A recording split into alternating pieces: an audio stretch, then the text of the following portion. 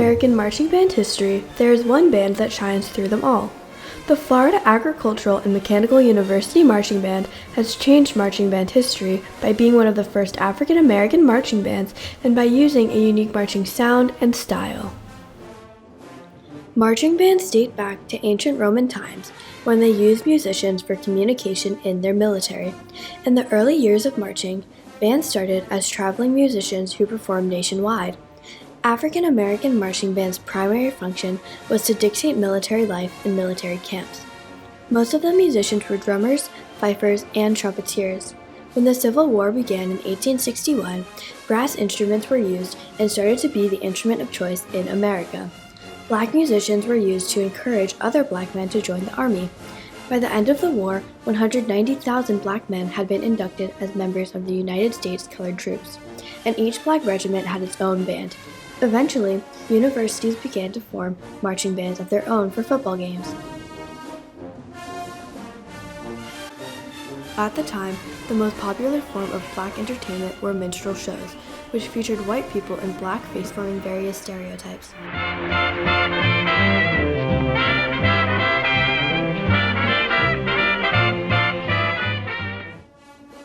However, FAMU showcased black achievement, pride, and excellence, showing remarkable turning points in African American entertainment and performance. By the late 1800s, many historically black colleges and universities, known as HBCUs, followed suit and formed marching bands that mimicked this style. This began the distinctive style of black marching that we know today. The Florida A&M University, known as FAMU, created a band in 1892 and began officially marching in 1898. For the next 48 years, the FAMU band performed at chapel services, concerts, and military events. The band grew slowly under the leadership of several great bandmasters and eventually began to tour Florida. The turning point in the FAMU band was in June of 1946 when a man named William P. Foster arrived as the new director of bands. No one knew at the time that Foster would be a turning point in the history of the FAMU marching band and marching band history. William P. Foster was born on August 25, 1919, in Kansas City, Kansas. He attended Kansas State University to study music. However, the program had strict rules, only allowing whites to participate in the marching band. Upon graduating in 1941, Foster sought out positions to conduct his own marching band, only hearing discouragement that there are no jobs for colored conductors. This comment only fueled Foster to create his own band, and as he said, one that would be even better than any white band in the country. After working as a choir director at a small high school for a couple of years, Foster landed one of his first directorships at FAMU. When Foster arrived at FAMU in 1946, the number of band members had dropped to only 16 students because of World War II.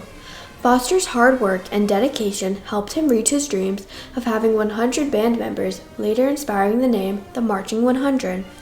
During Foster's time at FAMU, he became a legend. People would call him the Law because of his intimidating presence. He created intricate musical arrangements, demanded a level of discipline, athletic conditioning, complicated choreography, and intensive marching formation.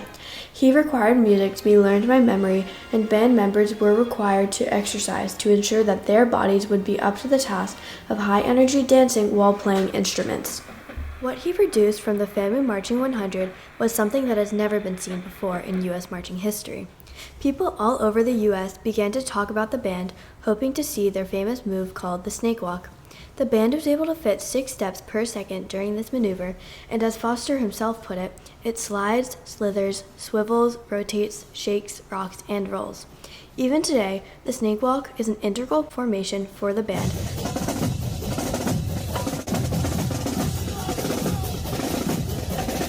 William P. Foster was a major part in the band becoming what they are today, and his legacy will always be remembered.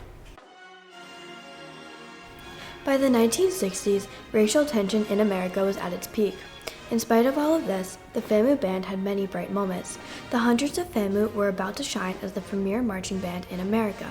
In 1963, Ebony magazine did a featured article declaring the Marching 100 as the best band in the land. The band also created a new march known as the Slow One. This was usually done during their introductory pregame shows, and the visual was something to behold. It started off with complete silence, and then a slow drum beat started to appear. Then, booming bass drums entered, along with the other members marching slowly from one leg to another in perfect timing. The other drummers twirl their drumsticks, and then, in a blink of an eye, the 100 break into an incredible 320 steps per minute as they enter the field. This march became a national hit.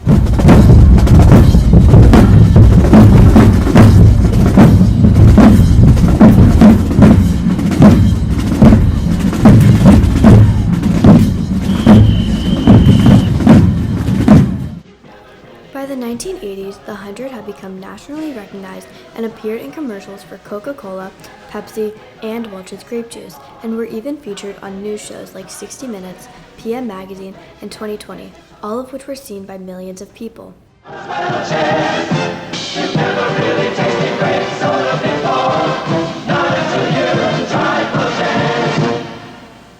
They introduced unique formations relating to their songs on the field, often forming images like Kermit the Frog or champagne being poured into a glass, or spelling words out on the field. Every one of their intensive choreographies demonstrated a fresh theatrical showmanship that hadn't been seen before.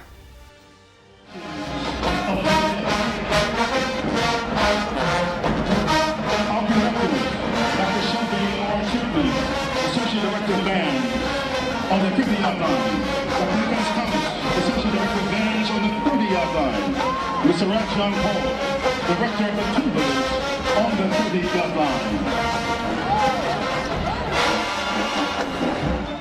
In 1985, the band was declared the winner of the Sudler Intercollegiate Marching Band Trophy.